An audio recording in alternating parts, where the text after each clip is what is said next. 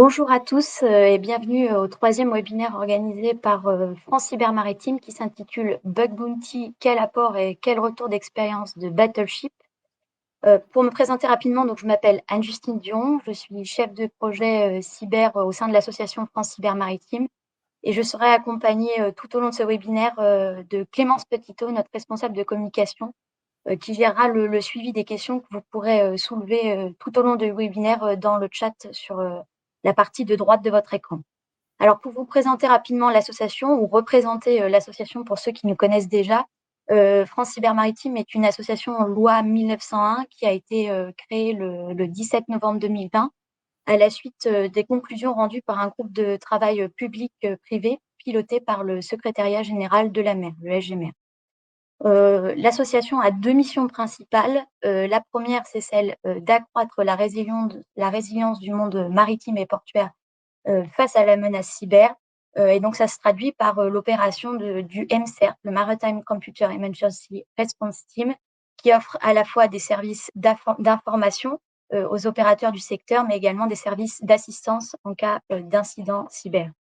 Et la deuxième mission de l'association, c'est celle de créer des synergies entre 2 mondes qui n'ont pas forcément l'habitude d'échanger ensemble, le monde maritime et portuaire d'un côté et de l'autre, le monde cyber.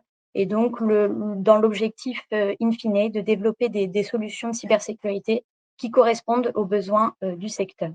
Alors aujourd'hui, France Cyber Maritime compte environ 70 adhérents qui sont répartis en 3 collèges. Le premier, c'est bien sûr le collège acteur public qui parle de lui-même. Le second, c'est le collège utilisateur qui rassemble l'ensemble des acteurs du monde maritime et portuaire. Et puis, le dernier, c'est le collège solutions qui rassemble les différents acteurs de la cybersécurité.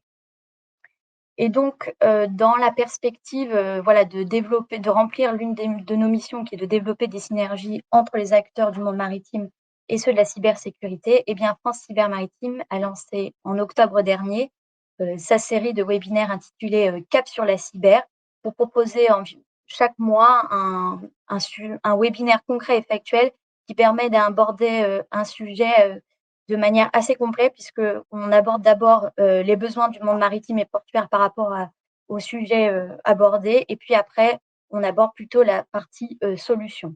Et donc pour ce mois-ci, nous vous proposons d'aborder comme le sujet des programmes Bug Bounty au sens assez large. Puis on fera un focus sur le programme de Bug Bounty qui a été proposé l'année dernière aux acteurs du monde maritime et portuaire, le programme Battleship. En effet, France Cyber Maritime et ISWIAC ont organisé en 2022 le premier événement européen de Bug Bounty qui était dédié au secteur du monde maritime et portuaire. Et Brittany Ferries a répondu à l'appel et a souhaité participer à ce premier événement.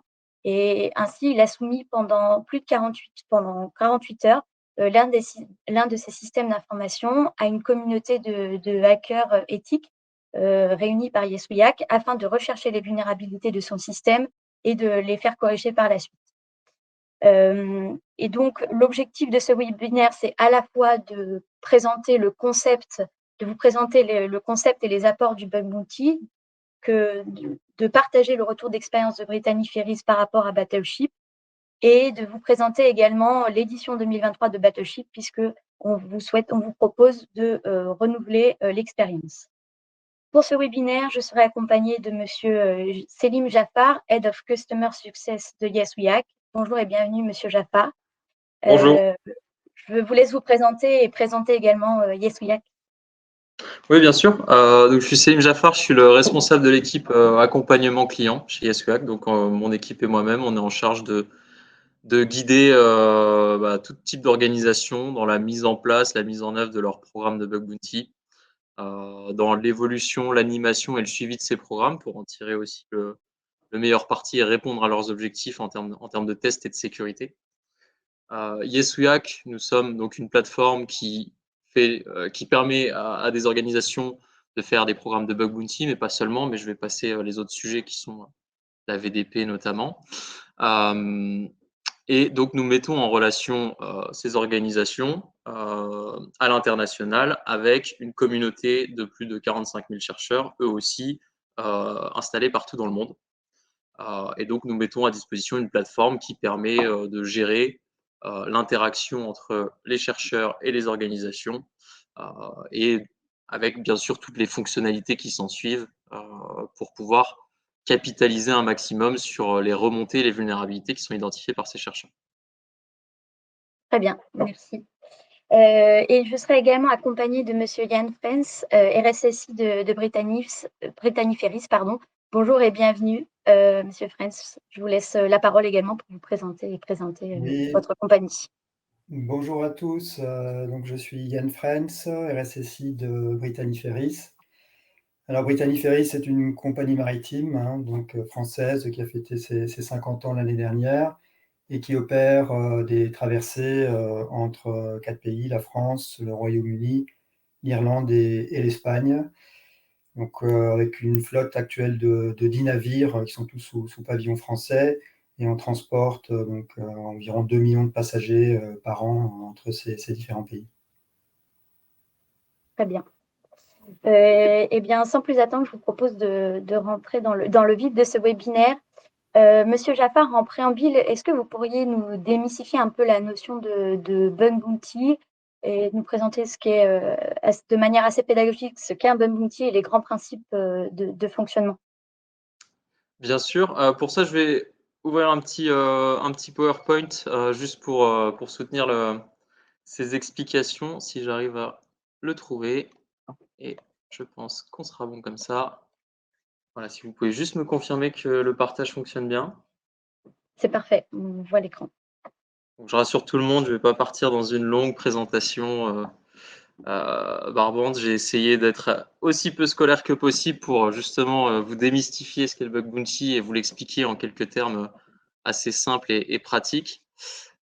Donc, avant tout, le bug bounty, qu'est-ce que c'est? Je pense qu'on peut le présenter comme une approche collaborative de la cybersécurité, puisqu'en réalité, il s'agit de faire appel à un groupe, à une communauté d'experts, de personnes qui ont des compétences pointues en termes de sécurité, pour qu'ils identifient et qu'ils mettent en évidence des vulnérabilités présentes dans un système d'information, en échange de primes qui sont payées par donc le propriétaire de ce système d'information. On en parlera avec l'exemple de Brittany Ferries après. On va avoir ce groupe de chercheurs hein, qui peut être de plusieurs dizaines, centaines, milliers de personnes, qui va donc s'attaquer à différentes choses. D'ailleurs, ça peut être des sites web institutionnels, ça peut être encore plus intéressant des applications exposées au grand public ou des applications plutôt métiers. Et donc, ils vont utiliser leurs outils, leurs techniques, leurs connaissances pour débusquer des failles dans ce système. On a deux grands types de bug bounty, en tout cas de programmes de bug bounty, des programmes qui sont privés, qui sont donc confidentiels et limités à un groupe restreint de chercheurs qui sont nominativement invités, on va dire. Et ça représente la grande majorité des programmes de bug bounty, que ce soit chez YesWeHack ou dans l'absolu. Et pour quelques organisations, passé un certain temps et un certain niveau, on va dire, de maturité par rapport à la démarche, on va avoir des programmes publics qui, là, sont ouvert à tous et connu de tous. Et n'importe quelle personne qui a les compétences et ou le temps va pouvoir aller tester ces systèmes-là et éventuellement trouver quelque chose et se voir récompensé. J'ai parlé donc de cette communauté d'experts, on peut les appeler des bug hunters. Qui sont-ils? Là aussi, l'idée, c'est un petit peu de casser hein, l'image. Bon, je porte un sweat à capuche, mais l'image qu'on s'en fait, ça va être évidemment des personnes de toute nationalité hein, qui sont présentes partout dans le monde. Nous, sur notre plateforme, on a des chercheurs inscrits dans plus de 140 pays. Leur âge peut varier, ils peuvent être très jeunes comme plus expérimentés. On va avoir potentiellement des étudiants, des gens qui sont professionnels de la cybersécurité, qui sont pen-testeurs toute l'année et qui font aussi du bug bounty à côté, des développeurs ou voilà, d'autres types de profils, même plus académiques parfois. Pour la plupart, ils vont faire du bug bounty de façon relativement occasionnelle, de façon opportuniste, au gré des programmes qui les intéressent. D'autres vont être plus actifs et plus acharnés, on va dire, et vont s'y mettre tous les soirs sur leur temps libre, hein, comme on pourrait avoir d'autres hobbies. Et on a une toute petite portion de la communauté qui va faire du bug bounty à temps plein, parce qu'ils ont les compétences, les outils et on va dire la notoriété suffisante pour pouvoir en faire un métier et pouvoir gagner leur vie exclusivement du bug bounty. En termes de motivation, on va retrouver plein de choses, le challenge technique, l'appât du gain aussi évidemment, la reconnaissance par ses pairs, le gain d'expérience, notamment pour des professionnels de la cybersécurité ou des étudiants, et aussi le fun, c'est-à-dire le plaisir qu'ils prennent à pouvoir s'attaquer à des systèmes de grandes organisations ou tout simplement des systèmes qu'ils ont l'habitude d'utiliser pour leurs propres besoins. C'est un côté assez grisant forcément.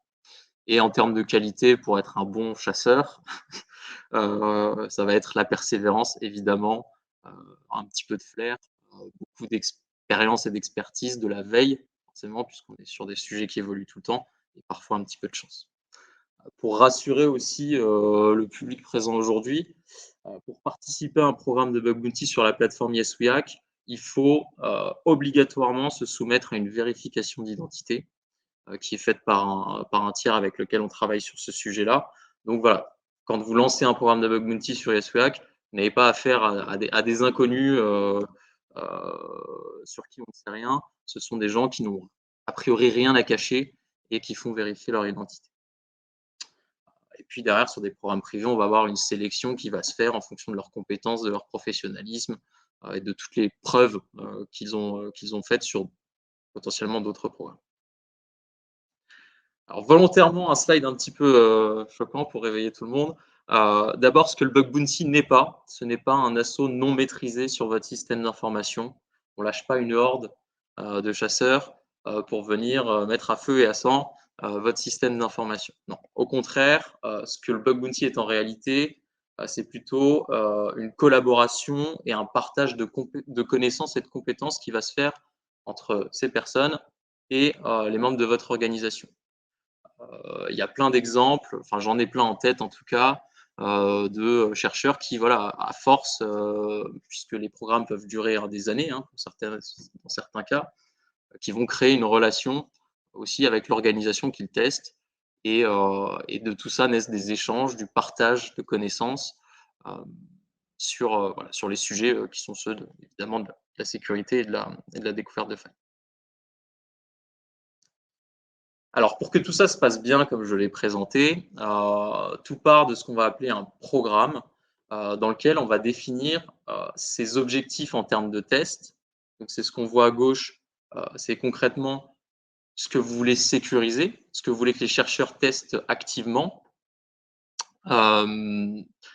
Et ça va se définir, voilà, si on parle de technologie web sous forme d'URL en disant, voilà, ce site web doit être testé. Et en face, vous allez mettre une grille de récompense qui correspond à ce que les chercheurs peuvent espérer en termes de primes en fonction de la sévérité de la faille qui va être mise en évidence. Donc, on va avoir des montants qui vont varier de quelques dizaines d'euros à plusieurs milliers, voire plusieurs dizaines de milliers d'euros en fonction de la sévérité de la faille, de son exploitabilité et de la nature du système qui est testé, et donc de sa sensibilité.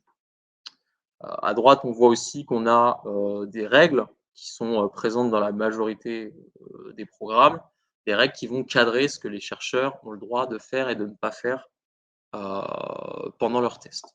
Donc évidemment, tous les tests qui peuvent amener une dégradation du service ou des problèmes sur la production, les sites en production de l'organisation vont souvent être proscrits et les chercheurs vont plutôt être dans une logique de preuve de concept, c'est-à-dire qu'ils vont essayer de trouver des failles, démontrer qu'elles seraient exploitables, mais ils ne vont pas chercher à exploiter à grande échelle ces failles-là ou à être persistants sur un système d'information, ils n'en ont pas besoin.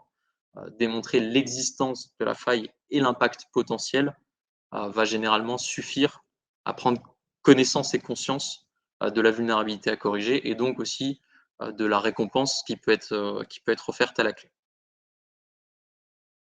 Et ensuite, comment ça va se passer concrètement? La mise en place d'un programme et son animation. On va identifier, donc définir ses règles et ses objectifs, ce qu'on veut tester concrètement. Les chercheurs vont être invités à tester et vont chercher et trouver. Ils vont rédiger des rapports de vulnérabilité dans lesquels ils vont fournir un maximum de détails, de descriptions, d'explications, de screenshots pour que la faille puisse être clairement identifiée, reproduite, analysée et éventuellement corrigée derrière. Les équipes au sein de l'organisation qui sont en charge de l'analyse des vulnérabilités vont prendre connaissance de ces rapports, faire les analyses qui s'ensuivent.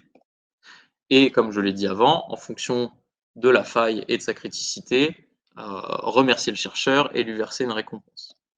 Et dernière étape, bien entendu, ça va être de passer ces informations en interne aux bonnes équipes pour que des corrections puissent être effectuées et éventuellement aussi vérifiées et challengées par le chercheur qui a soumis la faille initialement. Et voilà. Tour d'horizon sur ce qu'est le bug bounty, comment ça marche en pratique et les grands concepts que je souhaitais vous présenter sur ce sujet. Parfait, effectivement un grand tour d'horizon, plutôt complet. Merci Monsieur Jaffar. Donc on a bien compris que le bug bounty, en fait, il permet de tester les vulnérabilités d'une application ou d'un système d'information. Mais quelles sont les différences concrètement entre un bug bounty, un audit de sécurité et un test d'intrusion? Parce que ça peut aussi permettre de rechercher des vulnérabilités, que ce soit l'audit de sécurité ou test d'intrusion. Ouais, tout à fait. Alors, il y a, je pense, 2 ou 3 différences notables, ou du moins apports du bug bounty par rapport à ces approches-là, à ce type de prestations-là. La première, ça va être que sur un bug bounty, c'est ce que j'expliquais brièvement avant, on va être sur la mise en évidence de failles concrètement exploitables et incontestablement présente. Donc voilà, le chercheur, pour être récompensé, doit prouver que cette faille existe et qu'elle peut être aujourd'hui exploitée par un attaquant. Première chose. Donc on ne va pas être sur des bonnes pratiques qui ne seraient pas mises en place, on va vraiment être sur des failles concrètement exploitables. Ensuite, et c'est là, je pense, la principale différence, l'une des 2 grandes différences avec ces autres approches, ça va être la durée. Un programme de bug bounty peut, et vraisemblablement, quand on peut se le permettre, doit courir sur le temps long. Et ça va permettre de suivre le cycle de vie des applications et des systèmes et de pouvoir les tester en permanence tout au long de l'année et ne pas se limiter à un test qui durerait 2 jours et qui serait fait une fois par an. Entre-temps, l'application évolue, d'autres failles peuvent être introduites et en 2 jours, on n'a pas forcément le temps de faire le tour. Et l'autre point, c'est lié au fait qu'on est sur une approche collaborative qui peut impliquer beaucoup de monde, c'est qu'on va pouvoir s'offrir un large panel de compétences et une très grosse volumétrie en termes de tests pour être sûr de ne pas passer à côté de quelque chose. Ok, très bien. Merci, Monsieur Jaffar. Côté Brittany Ferries, Monsieur Frens, pourquoi avez-vous souhaité participer à l'édition 2022 de Battleship? Et peut-être par rapport aux raisons soulevées par Monsieur Jaffar, on verra. Et puis peut-être nous préciser comment vous avez identifié et choisi le système d'information que vous avez testé lors de ce programme. Oui, bien sûr. Alors, dans notre cas, en fait, on venait quelques mois plus tôt de refondre notre site de réservation en ligne. Il faut savoir, c'est une application qui est vraiment essentielle pour la compagnie, puisque la majorité des réservations de traversées se font en ligne via ce site. Donc, il est vraiment très important. Et on avait découvert, en fait, dans les semaines, les mois qui précédaient en fait l'annonce du Battleship, 2 vulnérabilités coup sur coup, assez importantes en fait sur le site, et ceci malgré le fait qu'on avait réalisé un test d'intrusion avant la mise en production du site.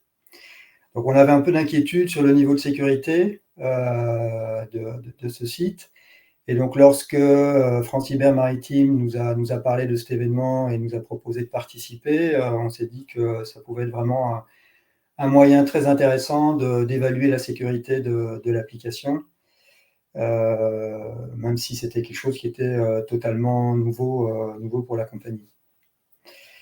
Donc voilà, le choix s'est imposé assez naturellement. On a quand même hésité à un moment donné à rajouter d'autres applications dans le scope. Alors on voulait rester sur des applications web accessibles au grand public, accessibles depuis Internet. Et finalement, on est resté sur cette application en se disant que, étant donné que c'était une démarche assez nouvelle pour nous, il valait mieux se concentrer sur une application. Et après coup, je pense que c'était le bon choix de commencer sur ce type d'application et de se concentrer sur un seul périmètre. Ok, très bien. Et Monsieur Jaffar, au-delà de vraiment de l'apport technique, on voit que le but, c'est vraiment de chercher des vulnérabilités sur un système d'information. Est-ce qu'il y a également peut-être des apports organisationnels et stratégiques en ayant recours en fait à un programme Bug Bounty, où c'est purement ça permet simplement des apports techniques? Alors, je pense que d'un point de vue stratégique, ça va plutôt être sur l'aspect que j'ai cité avant, sur les tests en permanence et dans un certain volume. L'idée étant de se dire, je veux minimiser les chances d'être exposé et je veux, puisque tout le monde à un moment donné est exposé et a des vulnérabilités, hein, c'est indéniable, ça va être de réduire le temps entre l'introduction d'une faille sur un système qui est exposé, sa détection et sa correction. Et donc avec le bug bounty, on va pouvoir justement détecter rapidement, qualifier rapidement et déclencher les actions correctives et les vérifications qui s'en suivent aussi rapidement, vraisemblablement.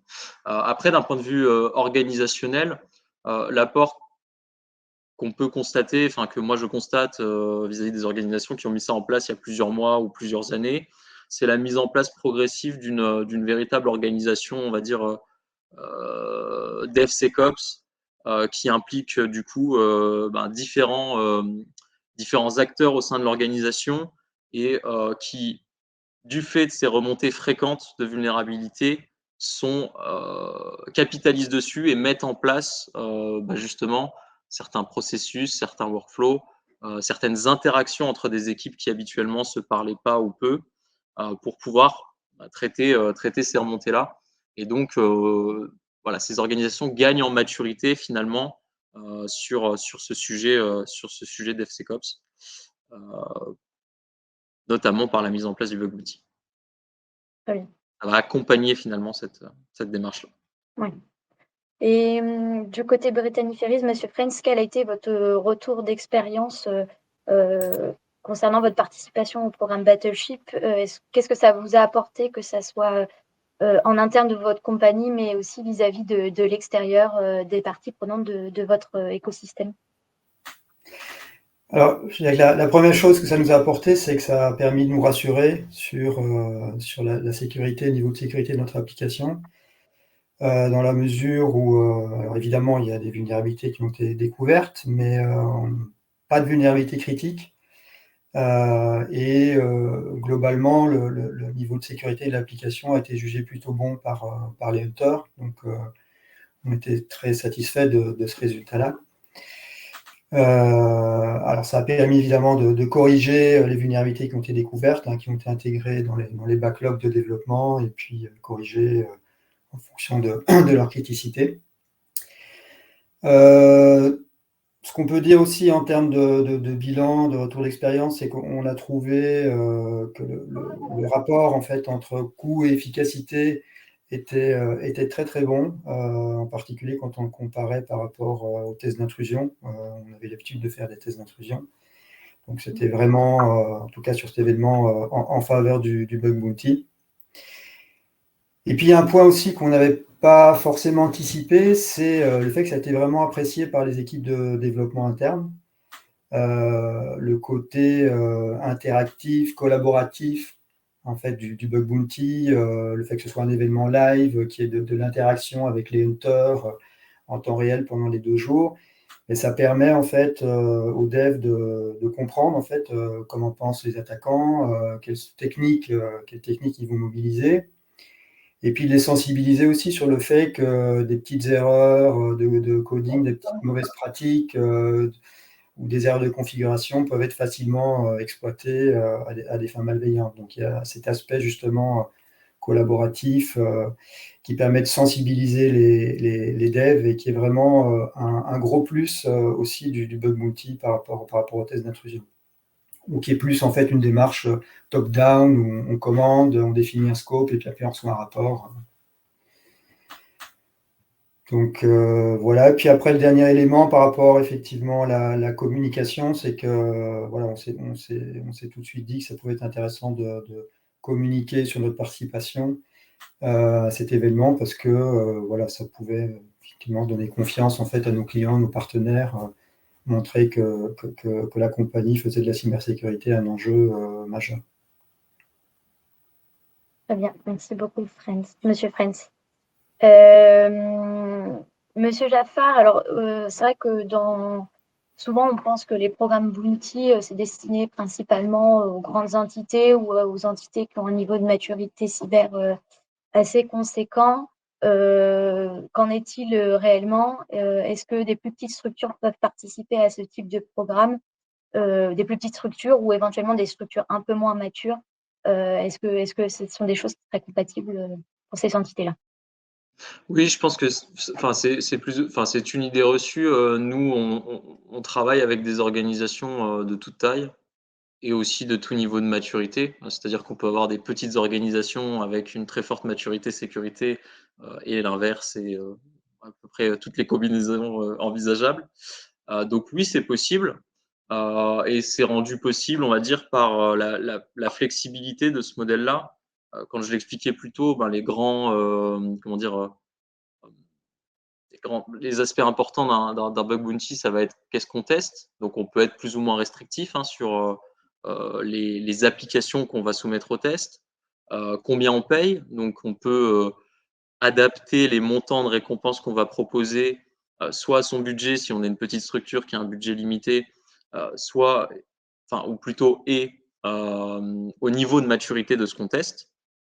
C'est-à-dire que forcément, plus un applicatif est durci, plus il est sécurisé, plus il y a eu d'investissement dessus, plus les récompenses à offrir doivent être élevées parce que la tâche va être dure pour les chercheurs afin de trouver quelque chose à exploiter.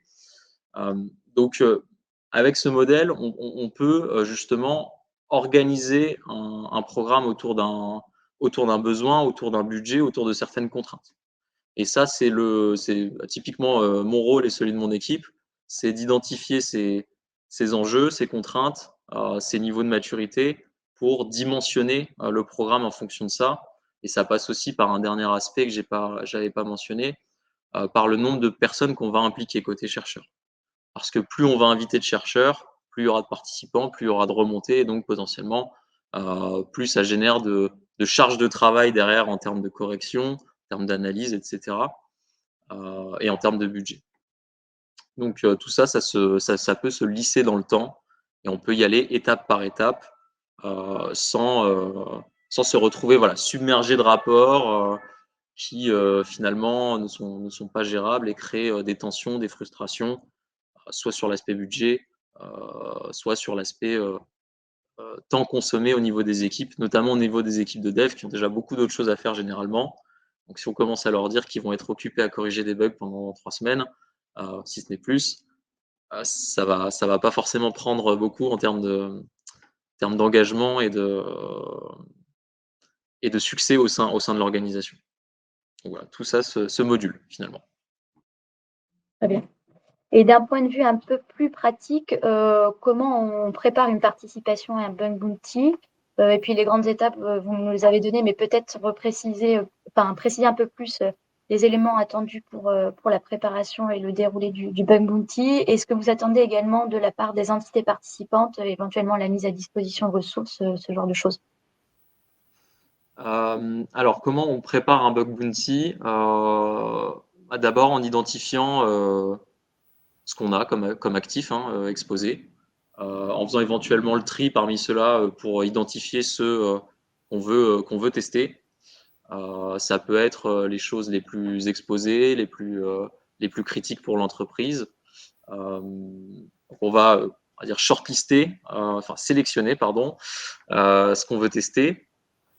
On va aller regarder sur ces applications qu'est-ce qu'on a dans notre backlog déjà en termes de sécurité. Est-ce qu'il y a déjà des choses en attente de correction? Éventuellement, essayer d'en corriger un maximum avant de se lancer dans la démarche de bug bounty pour arriver, on va dire, au propre et éviter de recevoir des sollicitations sur des choses qui sont déjà connues, quand bien même on ne les paierait pas une seconde fois.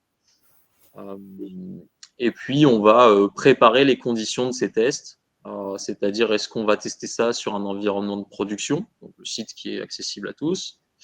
Si oui, en fonction de la nature de l'application, admettons que ce soit quelque chose qui ne soit pas accessible du grand public, où il faut avoir certaines habilitations, certains droits d'accès, est-ce qu'on est en capacité de donner des comptes de test aux chercheurs? D'abord, est-ce qu'on veut le faire? Je pense que c'est toujours plus intéressant de leur permettre, parce que les tests seront plus exhaustifs, plus profonds et donc plus riches. Donc ça va être toutes ces questions qui vont se voir en préparation. Et puis ensuite, bien communiquer en interne, identifier les acteurs clés. Alors évidemment, en général, c'est la sécurité, le RSSI qui est porteur de ces sujets, mais derrière, il va y avoir des responsables d'application, des personnes qui ont plutôt une expertise technique, d'autres qui ont plutôt une expertise métier. Les deux seront nécessaires pour analyser les impacts d'une faille. Donc voilà, bien identifier ces acteurs-là et les mobiliser au plus tôt pour que, comme je disais plus tôt avant, que ça ne leur tombe pas sur la tête au moment où il y a des failles à corriger, mais qu'ils soient réellement acteurs du projet, partie prenante, et que tout ça se fasse dans de bonnes conditions et où tout le monde y trouve une valeur ajoutée. Ok, très bien. Et côté Brittany Ferries, par rapport à votre expérience de l'édition 2022, comment avez-vous préparé votre participation au programme Battlesheet? Qu'est-ce que cela nécessitait en termes de planification, de ressources, de cadrage, etc. Alors pour nous, c'était totalement nouveau, hein, comme je le disais. Donc, la première étape, c'était déjà qu'on comprenne un peu le déroulement, comment ça allait se passer, comment ça allait être organisé. Donc, on a eu quelques réunions avec France Maritime et Yes2Yak pour comprendre ça, et puis voir comment on allait devoir se préparer. Ensuite, il y a eu l'étape de cadrage du programme. Alors, on avait déjà l'idée de l'application, hein, comme je l'évoquais. Par contre, effectivement, cette étape de cadrage est vraiment importante, comme l'expliquait M. Jaffar, dans la mesure où ça permet de définir quelles seront les vulnérabilités qui seront cherchées, quelles seront les primes aussi qui seront attribuées, mais aussi quelles sont les vulnérabilités qui sont exclues et quelles sont les règles qui devront être suivies par les hunters durant l'événement. Donc ça, c'est un travail qui s'est fait au fil de quelques réunions. On a été bien aidé par l'équipe Yes2Yak là-dessus. Et après quelques réunions où on avait impliqué dès le départ donc les équipes responsables de l'application, équipe RSSI et Yes2Yak, on est arrivé à finaliser le programme. Ce que je peux dire quand même, c'est qu'on a trouvé que participer à ce type d'événement, ça demande quand même d'avoir des compétences interne en sécurité applicative, sécurité web, si le programme se concentre sur une application web, à la fois justement pour être en mesure de définir le programme, mais également pendant l'événement pour pouvoir qualifier les vulnérabilités qui sont découvertes, même si on est vraiment aidé par l'équipe Yes2Yak, qui a une préqualification qui est faite en live, il faut quand même pouvoir comprendre et pouvoir qualifier pour décider si on accepte ou pas les rapports. Et valider les récompenses.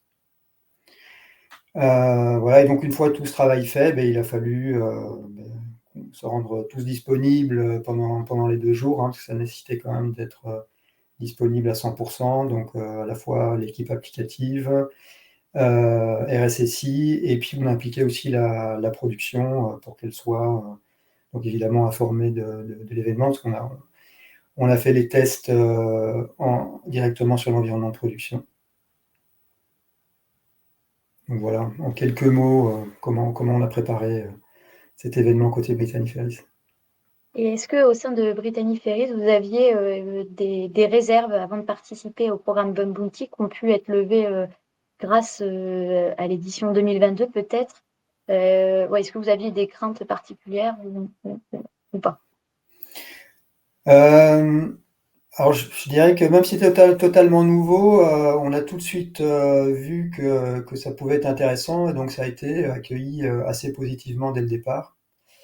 Alors bien sûr, il a fallu obtenir l'aval de la direction, donc il y a eu quelques réserves à lever, il a fallu un peu expliquer, rassurer. Et bon, évidemment, il y a eu les questions, je pense que chaque entreprise se pose avant de participer à ce type d'événement, sur les questions qu'a abordées M. Jaffar, comment sont sélectionnés les hackers, les hunters, quel impact ça peut avoir sur ma production, est-ce que les résultats vont être confidentiels et ce genre de choses. Mais au final, voilà, les réserves ont été assez vite levées et puis on a obtenu le go pour pouvoir y participer.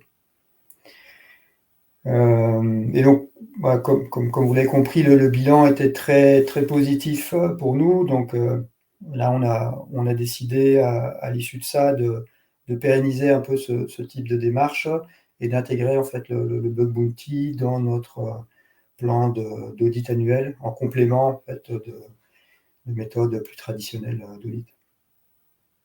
Et donc, vous allez probablement re-signer pour l'édition 2023 de Battleship? Probablement, oui.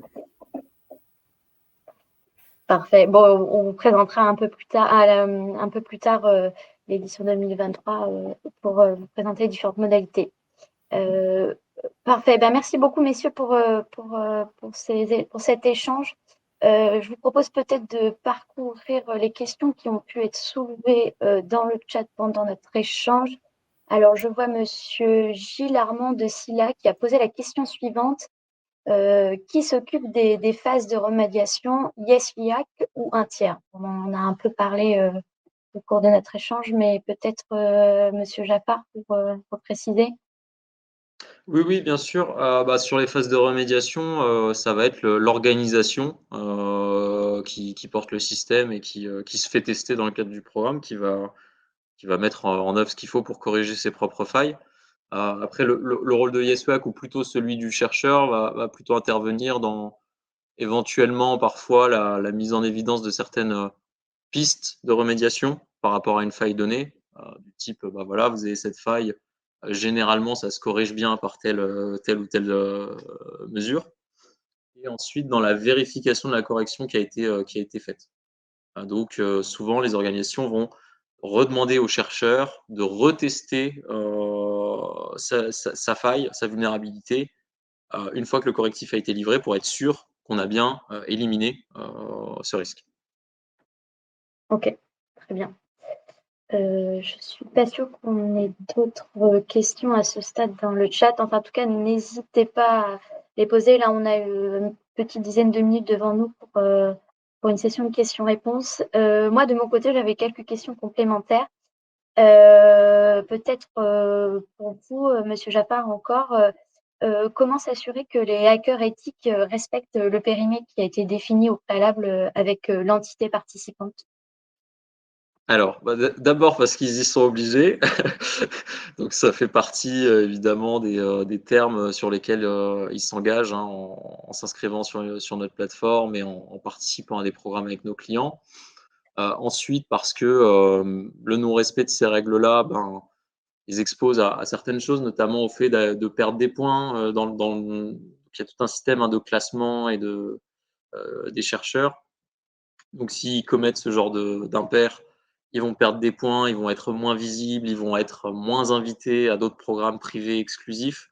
Tout ça a un impact sur leur activité et la qualité des programmes ou le nombre des programmes sur lesquels ils sont invités. Et au-delà de ça, je dirais qu'en fait, ils ont à peu près aucun intérêt à le faire, dans le sens où, comme je le disais tout à l'heure, vous allez définir ce que les chercheurs peuvent tester et ce pourquoi ils peuvent être payés. Donc, si vous vous amusez à tester quelque chose qui est hors champ, même si vous trouvez une faille, vraisemblablement, vous n'êtes pas éligible à une récompense. Donc, c'est finalement du temps qui a été investi pour rien et qui ne sera pas récompensé financièrement. Donc voilà, par tous ces moyens-là, on va dire la contrainte, le bon sens et la perspective du gain, les chercheurs s'en tiennent à ce qu'on leur demande, c'est-à-dire tester certaines applications. Très bien, Ça merci. implique aussi, pardon, je précise juste, ça implique aussi d'être très clair dans ce qu'on définit dans son programme. Forcément, s'il y a une zone de flou ou d'ombre sur ce pan-là de l'application, est-ce qu'il fait vraiment partie du périmètre? C'est pas tout à fait clair. Là, il peut y avoir un doute et ça peut être interprété dans les deux sens. Donc c'est pour ça qu'on s'attache à être aussi précis que possible quand on définit un programme. Dans le cadrage au préalable, ok. Exactement, ouais. Très bien. Et peut-être une autre question. Est-ce qu'un programme Bounty peut avoir des impacts opérationnels? Par exemple, si on fait tester une application en production, peut-être Monsieur Frenz, puisque vous, ça a été le cas assez concrètement lors de l'édition 2022, et puis Monsieur Jaffard, peut-être sur la théorie un peu plus globale. Alors, impact sur la production, oui, nous on l'a fait directement sur la production. Alors, je pense qu'on avait quand même assez bien cadré le programme. Néanmoins, il peut quand même y avoir des effets de bord. Et en l'occurrence, nous, à un moment donné, on a eu un des hunters qui utilisait un outil qui essayait de brute forcer une de nos API de manière un peu agressive, on va dire. Et donc, la production s'en est rendu compte assez rapidement avec les outils de monitoring. Alors, ce qu'on avait fait, en fait, c'est qu'on avait demandé aux hunters de rajouter, en fait, dans toutes leurs requêtes de test, une en-tête spécifique qui permettait d'identifier que ça provenait donc du bug bounty. Et donc, quand on s'est rendu compte de ça, on a immédiatement, en fait, demandé mettre en pause le programme quelques minutes, puis on a pu discuter avec le hunter, et puis ça s'est arrêté. Et ça s'est plus reproduit. Ce qu'il faut quand même dire, c'est que même s'il y a des choses qui n'ont pas été complètement cadrées, ou s'il se passe quelque chose pendant l'événement, il y a quand même cette interaction au travers, là on utilisait Discord, cette interaction qui est possible avec les hunters aussi pour recadrer ce qui a besoin de l'être. Et donc, du coup, ça nécessite, côté entité participante, d'être quand même disponible pendant toute la durée de l'événement. Absolument, oui, absolument. Oui, là, c'était disponibilité 100% d'une partie des devs, du responsable d'application, RSSI. Ok. Monsieur Jaffard, si vous voulez rajouter peut-être quelque chose par rapport à cette question des impacts opérationnels potentiels. Oui, alors très brièvement, je pense que 80% des organisations qui travaillent avec nous font tester des systèmes en production. Et sur le temps long, hein, comme je le disais tout à l'heure. Après, des impacts, des choses visibles liées au test, oui, nécessairement. Monsieur Franz parlait de choses qui sont visibles côté monitoring, côté SOC, c'est à peu près normal, hein, dès lors qu'on fait certains tests et qu'on sort un petit peu des clous de l'utilisation normale d'un outil, ça peut se voir. Et après, il peut y avoir des petits impacts métiers, mais qui sont pas, je veux dire, qui sont liés à la démarche de test, hein. Vous allez avoir des formulaires de contact, des choses de ce genre. Bon, ben voilà, il va falloir prévoir aussi avec les chercheurs comment aller tester ce type de choses, puisque derrière, ça peut solliciter des équipes au sein de l'organisation qui vont recevoir ces formulaires, ces questions, ces demandes. Donc tout ça, ça s'organise aussi pour justement éviter que ça pose un réel problème dans la vie de l'entreprise et dans son bon fonctionnement. Et généralement, on arrive très bien à organiser les choses autour de ça pour que ça n'en soit pas, hein, justement. Ouais. Ok, très bien. Monsieur Gilles Armand Silla a posé de nouveau une question.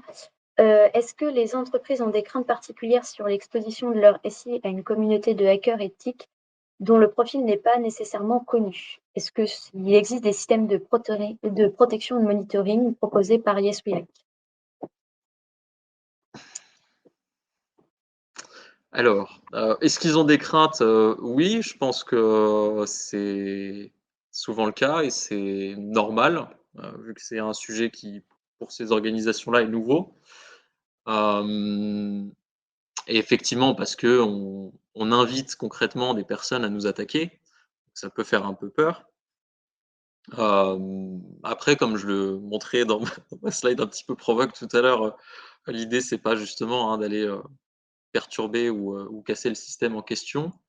Hem et qu'est-ce que je voulais dire, par là? Pardon. Donc ces craintes finalement, elles vont s'estomper et elles vont être dépassées, dès les premières semaines de test. Dès qu'on est activement dans la démarche et qu'on a des personnes qui nous testent et qu'on se rend compte que, finalement, globalement, tout va bien, hein, personne n'est mort et aucun système n'est trouvé. On dépasse ses craintes et on se rend compte qu'on a plus à gagner de la collaboration justement avec ces inconnus, que de choses à craindre ou à perdre dans l'approche. Concernant les systèmes de protection ou de monitoring qui sont proposés par ISWIAC, techniquement, il y en a pas, ou à la limite, il y en a peut-être un, c'est celui que monsieur Frantz citait. Ça va être de demander aux chercheurs de signer leurs tests et leurs requêtes avec un header particulier qui permet derrière d'identifier ça comme des tests venant de personnes qui ont été invitées à tester et pas des personnes qui sont justement en train de chercher ou d'exploiter des failles pour des raisons et des motivations plus malveillantes. OK. Une autre question, peut-être, liée à certaines, craintes. Qui a connaissance in fine, des vulnérabilités? Est-ce que c'est des choses qui sont exposées sur la place publique ou non? Comment ça se passe en termes de communication et de partage sur les vulnérabilités découvertes? Alors la règle, par défaut et qui est appliquée quasiment partout, c'est que, il n'y a pas, un chercheur qui identifie une faille sur un programme n'a aucun droit, de communiquer, ouvertement, même dans le cercle privé, sur, la faille identifiée, ni même sur les programmes auxquels il participe. Donc il y a vraiment des clauses de confidentialité et un fort enjeu de confidentialité. Un chercheur ne doit pas communiquer sur la participation à un programme, les systèmes auxquels il a accès dans le cadre de ces programmes, et encore moins, évidemment, les failles qu'il a pu trouver sur un système donné. Quand une vulnérabilité est trouvée, elle est remontée au travers de notre plateforme. Les seules personnes qui en ont connaissance et y ont accès sont le chercheur qui l'a trouvé initialement et l'organisation en face qui reçoit le rapport, qui l'analyse et qui le traite.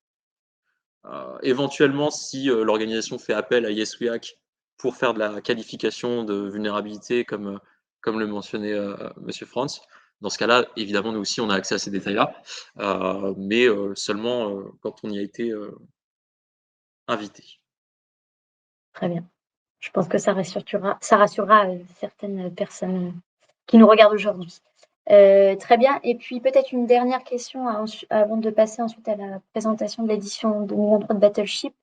Est-ce que, côté d'ISWeHack, enfin en tout cas, est-ce que les hackers éthiques vérifient ensuite que les vulnérabilités, sont bien corrigées une fois que l'équipe, de cyber de l'entité participante, a opéré, les corrections nécessaires? Réponse courte, oui. Je crois que j'en ai fait mention plus tôt. Oui, Oui, ça fait partie du cycle habituel, enfin du cycle de vie d'une vulnérabilité. Une fois qu'elle est corrigée, l'organisation peut demander ou non, hein, mmh, vérification au chercheur et dans ces cas-là, elle sera faite par le chercheur, et parfois, d'ailleurs, contestée en disant: «Bah, malheureusement pour vous, non, je peux encore exploiter cette faille». Donc oui, c'est justement tout l'intérêt de faire appel à eux. OK. Ben, merci beaucoup messieurs pour cette session de questions-réponses. S'il n'y en a pas d'autres, je vous propose de clôturer, ce webinaire en vous présentant, l'édition 2023 de Battleship. Alors en fait, YesWeHack et France Cyber Maritime, on vous propose de renouveler, l'expérience de l'édition 2022 en organisant cette fois-ci une édition qui est davantage, tournée, vers l'Europe, puisque nous souhaiterions l'organiser en marge des Journées européennes de la mer qui auront lieu les 24 et 25 mai prochains, à Brest. Et d'autre part, nous souhaitons ouvrir cette seconde édition non seulement à des acteurs maritimes et portuaires français, mais aussi aux acteurs européens. Donc, on souhaiterait vraiment que cette édition 2023 soit tournée vers l'Europe. Elle sera assez similaire finalement à l'édition 2022, puisque ça restera un événement live organisé en distanciel d'une durée de 24 heures. En fait, le programme débutera le lundi 22 mai matin et se clôturera le mardi 23 mai matin lors de l'assemblée générale de France Cyber Maritime, sur le modèle de ce qui avait été fait l'année dernière. Et donc aussi, si vous êtes acteur du monde maritime et portuaire et que vous êtes intéressé par le programme de Bug Bounty Battleship et que vous souhaiteriez participer à l'édition 2023, je vous invite à contacter France Cyber Maritime avant la fin du mois de février. Alors effectivement, c'est un peu court en termes de délai, mais il faut qu'on puisse ensuite échanger avec vous sur les modalités de participation et de faire tout le travail de cadrage et d'accompagnement au préalable avec YesWeHack, comme nous l'avons évoqué au cours de ce webinaire. Donc voilà, si vous êtes intéressé, n'hésitez pas à venir vers nous pour échanger sur les modalités de participation pour cette édition 2023. Et par ailleurs, nous sommes actuellement à la recherche de partenaires pour accompagner cette édition 2023. Donc, si vous êtes intéressé par le projet La Dynamique et que vous souhaiteriez prendre part à l'aventure, pareil, n'hésitez pas à prendre contact avec les équipes de France Cyber Maritime et on échangera a posteriori sur les modalités de partenariat qui peuvent s'offrir à vous. Voilà, je pense que nous sommes parfaitement dans le timing, on ne va pas dépasser 1 heure. Je vous remercie monsieur Jaffar et monsieur Frenz pour votre participation, votre disponibilité et la qualité de nos échanges. Je tenais à souligner que ce webinaire a été enregistré, donc il sera possible de voir le replay à la fois sur notre chaîne YouTube, nos réseaux sociaux et également le site internet de France Maritime. Donc ceux qui nous ont rejoints en cours de route, vous pourrez rejouer le début du webinaire. Par ailleurs, si vous avez des questions qui vous reviennent a posteriori de ce webinaire, n'hésitez pas à revenir vers les équipes de France Cyber Maritime. On répondra bien sûr à vos interrogations. Voilà, eh bien merci beaucoup messieurs pour ce webinaire. Je vous souhaite de passer une très belle soirée à tous et je vous donne rendez-vous pour le prochain webinaire qu'organisera France Cyber Maritime. Au revoir, bonne soirée à tous. Merci, au revoir. Merci, au revoir.